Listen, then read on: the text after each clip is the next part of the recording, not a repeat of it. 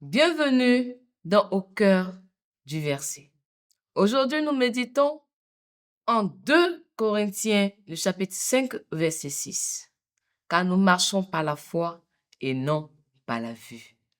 Dans cet épisode, la lumière cachée.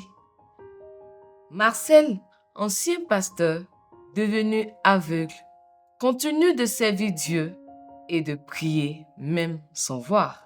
Ce verset nous rappelle que la vraie lumière de Dieu n'est pas dans nos yeux, mais plutôt dans notre foi. Comment marcher par notre foi? Marcher par notre foi, c'est avancer même quand on ne voit pas tout.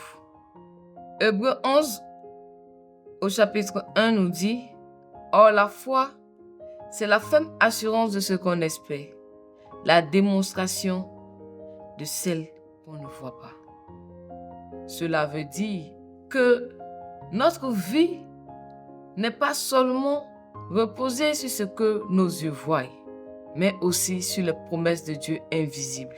Tout comme Marcel, nous sommes appelés à marcher, non pas selon nos yeux, mais selon notre confiance en Dieu. Pourquoi Dieu permet parfois le silence ou l'épreuve? Marcel a guéri beaucoup de personnes par ses prières, mais lui-même est resté aveugle. Cela semble être injuste, mais Dieu lui dit, comme à Paul en 2 Corinthiens le chapitre 12 au verset 9, « Ma grâce te suffit, car ma puissance s'accomplit dans la faiblesse. » Parfois, Dieu ne change pas la situation. Dieu change notre cœur dans la situation. Il nous donne la force d'avancer, même dans l'obscurité.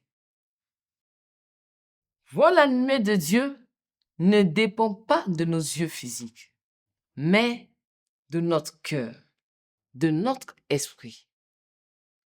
Psaume 119, le verset 105 nous dit « Ta parole est une lampe à mes pieds, une lumière qui éclaire mon sentier. » Cela veut dire que même si tout autour de nous est sombre, ta parole